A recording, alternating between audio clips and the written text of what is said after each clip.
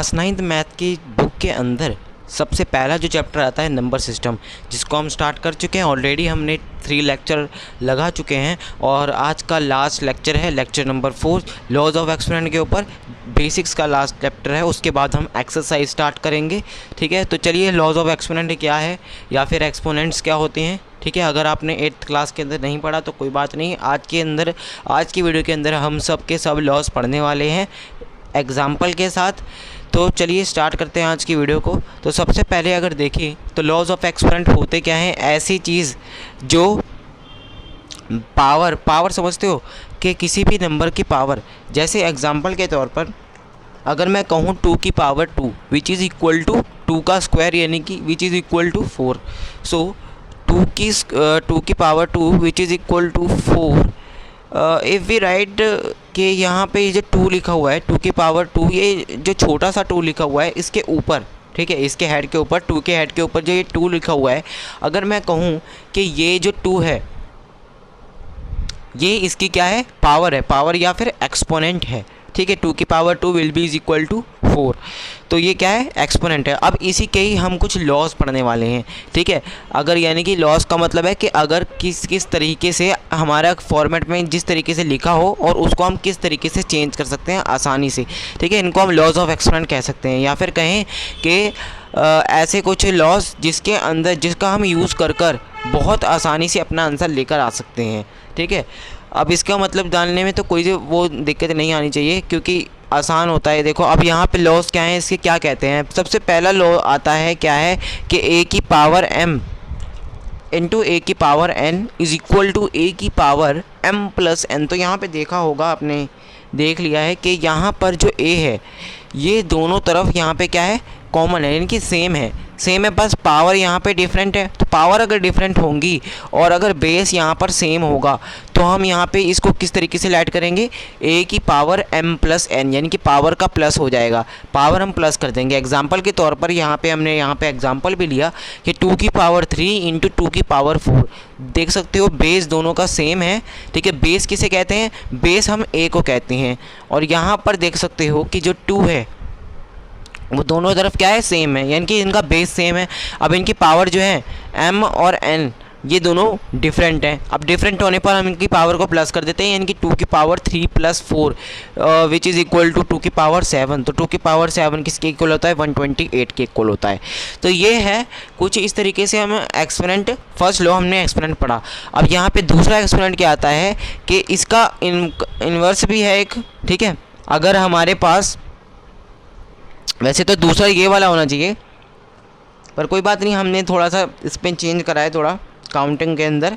तो देखो यहाँ पे क्या लिखा हुआ है कि ये वाला पढ़ते हैं, a की पावर m ब्रैकेट लगाया हुआ है और इनटू में n। तो यहाँ पे इसका मतलब क्या है, इसका ये मतलब है कि a की पावर m तो एक लग गई, पर उसके बाद जब ब्रैकेट लगने के बाद अगर कोई पावर दी हो तो उसको हम मल्टीप्लाई के अंदर ले लेते हैं, a की power m into n। Example के तौर पर कुछ इस तरीके से दिया हुआ है केस कि अगर 2 की पावर 3 है, उसके बाद ब्रैकेट इसने लगाया हुआ है, उसके बाद यहाँ पे इसने 4 लिख दिया, तो ये किसके इक्वल आ गया, 2 की पावर 3 इंटू 4 के, विच इज़ इक्वल टू 2 की पावर 12 और विच इज़ इक्वल टू 4096। ठीक है, 4096। अब यहाँ पे तीसरा लॉ एक्सपोनेंट क्या कहता है कि अगर हम क्या करें कि दोनों डिफरेंट बेसिस को अगर हम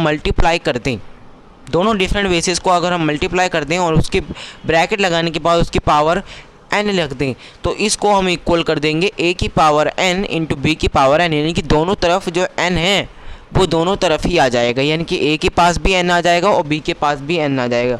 क्या ये समझ सकते हो कि ये हम इनका इन्वर्स भी ले सकते हैं, यानी कि अगर a की पावर m इंटू n दे रखा है तो हम इसको इस तरीके से लिख सकते हैं, और अगर a की पावर m प्लस n लिखा हुआ है तो हम इसको इस तरीके से लिख सकते हैं, यानी कि इनका इन्वर्स भी चलेगा और डायरेक्ट भी चलेगा।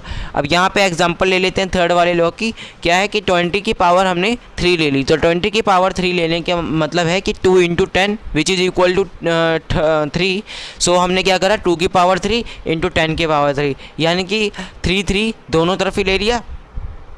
3 जो है वो सेम है, यहाँ पर वो किसके इक्वल आ गया, 8 इंटू 1000 के, विच इज़ इक्वल टू 8000। वही अगर आप 20 की पावर 3 करके देखते तो ये भी 8000 के ही इक्वल आता।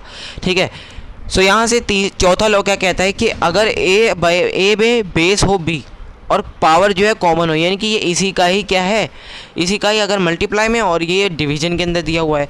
ठीक है, डिवीजन के अंदर क्या है कि यहाँ पे बेस दोनों के डिफरेंट हैं और यहाँ पे डिवीजन के अंदर है और पावर यहाँ पे n है जो कि ब्रैकेट लगा के ली हुई है, तो यहाँ पे हमने इसको कॉमन करके लिख लेंगे। और वही एग्जांपल हो गई 2/5 ले लिया, इसका क्यूब कर दिया, तो यहाँ से 2 की पावर 3 और 5 की पावर 3 आ गया, विच इज़ इक्वल टू 8/125 के इक्वल आ गया। अब यहाँ पे a की पावर m, डिवीज़न के अंदर a की पावर n दे रखी है, which is equal to a की पावर m माइनस n। यहाँ पे दोनों बेस यहाँ पे कॉमन है और यहाँ पर m जो है a के पास m है और a के पास n है। यहाँ पे बस यहाँ पे पावर या फिर कहें कि एक्सपोनेंट, ठीक है, पावर और एक्सपोनेंट दोनों सेम ही है। ठीक है, यहाँ पे जो है बेस जो है वो डिफरेंट है, पावर जो है इसके अंदर डिफरेंट है, तो यहाँ पर हमने इसको माइनस कर दिया। इस तरीके से भी ये एक एग्जांपल बन के आ गई। ये बेसिकली इसका उल्टा है कि यहाँ पे इसने मल्टीप्लिकेशन में लिया हुआ था और यहाँ पे इसने डिवीज़न के अंदर ले लिया। अब यहाँ पे चौथा आखिरी लॉ क्या कहता है, वैसे ये आखिरी नहीं है, एक और लॉ अभी आपको बताना बाकी है। वैसे वो मैंने पिछली वीडियो के अंदर बता दिया था, लेकिन लॉस की वीडियो के अंदर वो आना ज़रूरी था, तो मैंने उसके अंदर भी बताऊँगा अभी मैं।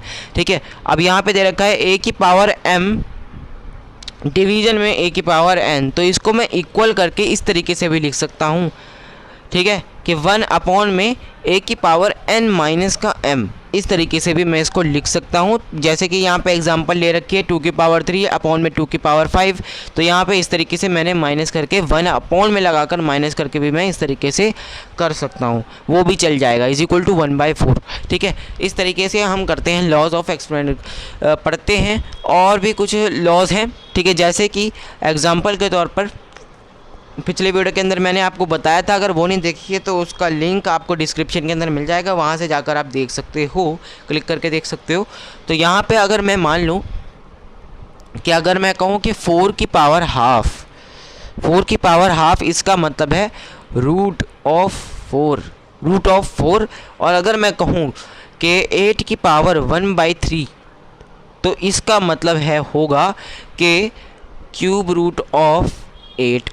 इस तरीके से ये तो वैसे अभी दो ही हैं, एनसीईआरटी के अंदर दो ही हैं, क्लास 9 के अंदर चैप्टर 1 नंबर सिस्टम के अंदर ये दो ही दिए हुए हैं, एक तो हाफ वाला है, एक क्यूब रूट वाला है, बस यही दिया हुआ है। यानी कि इसका ये मतलब होगा कि जो ये हाफ है वो इक्वल होगा रूट के। ठीक है, और 1/3 जो है वो इस तरीके से क्यूब रूट के इक्वल होगा। तो हम इस तरीके से बोल सकते हैं कि अगर जहाँ जहाँ रूट होगा वहाँ पे हम समझ लेंगे कि पावर क्या है, हाफ है, और जहाँ जहाँ क्यूब रूट होगा इसका मतलब है पावर क्या है, 1/3 है।